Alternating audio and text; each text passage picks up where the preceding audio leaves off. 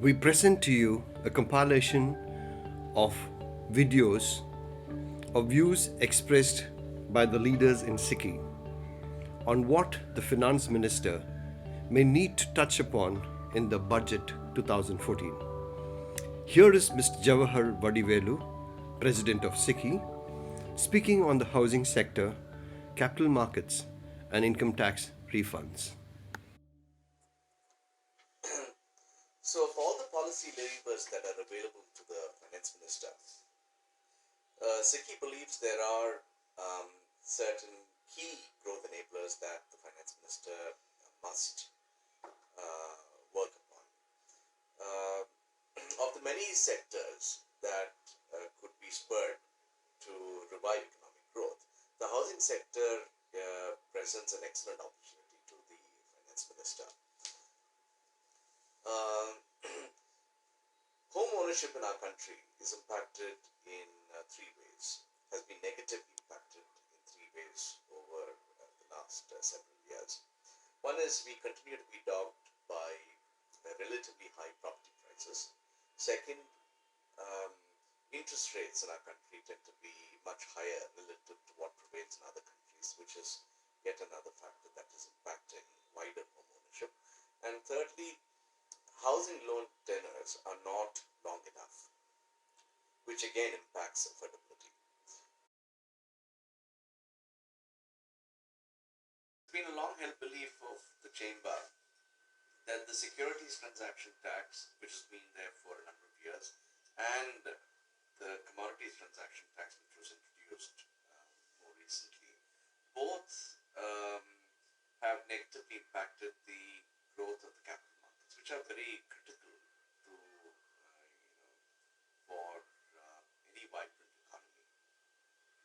And how it's impacted is it's driven up transaction costs for one, and STT rates and CTT rates are so high um, that they are today even higher than what brokers charge as brokerage. So, uh, what many players are doing is given that STT rates have made investing in stock markets in India rather expensive, the most widely traded contract on the exchange, which is the Nifty futures contract, um, is today uh, most significantly traded outside of India in exchanges like in Hong Kong and Singapore, where STT rates don't apply.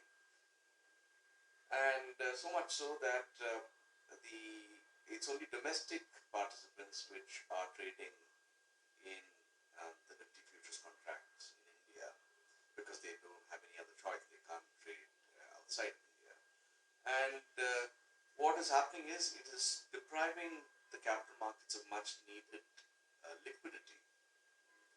So when liquidity is constrained, price discovery is constrained as well.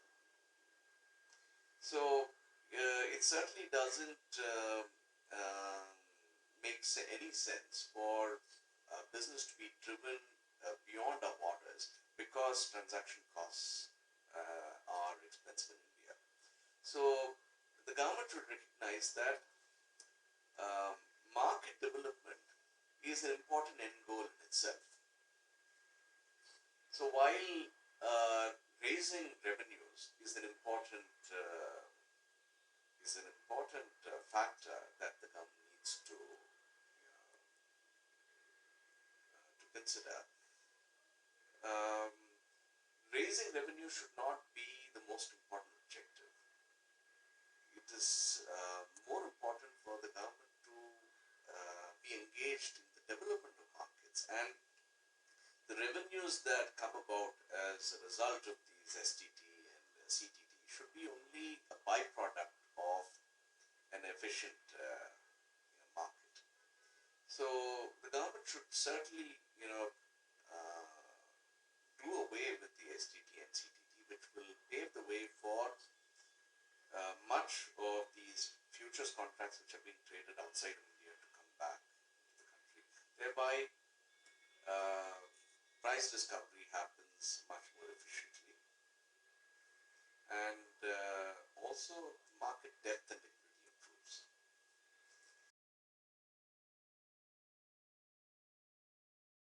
So the government should um, certainly do what is necessary to start refunding. What is what is due to the SSC should be refunded immediately. While the policy has always been um, to automatically process refunds, that is never the case. Um, there's always some remark or noting in the file which delays the entire process. So I think the government should take it upon itself to release income tax refunds quickly. And the last point is, ever since IDPI, ICICI, and IFCI are three development financial institutions in the 70s, 80s, 90s. Ever since they transformed themselves into pure play commercial banks, there has been a vacuum that has been created. Today, we don't have a pure play development financial institution in our country, and that certainly has impacted our manufacturing sector. So we can't complain that today manufacturing accounts for less than 15% of our of the economy. We certainly have not um,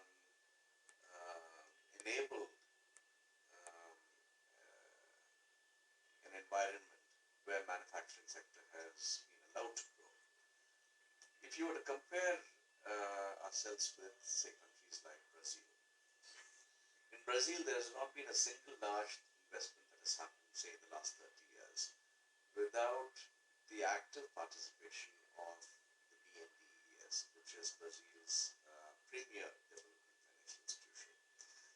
The BNDES provides long-term loans of as much as 30 years at fairly concessional rates of interest, at rates of interest that are no more than, say, 6%. So that has provided a certain fillip to Brazilian manufacturing sector, that they are today their manufacturing sector accounts for a significantly higher proportion than just 15%. And now, given how important our manufacturing sector is in the creation of employment and the absorption of employment that is being made redundant in the agricultural sector as that sector modernizes, the manufacturing sector is key to um, creating job opportunities. We need to create as much as 100 million jobs over the next 15 years. And that can be made possible only if we have a vibrant domestic manufacturing sector. But if you were to look at our job record over the last 8 years, say between 2004 and 2012, we have created only net new 14.7 million jobs. So, the growth in jobs has been rather lackluster because of the fact that our manufacturing sector has declined over this period, or has remained stagnant at best. It has been at about 15% for the last several years now. So we need a pure play development financial institution to make it possible for the manufacturing sector to grow and to thrive in our country. So these are some of the key recommendations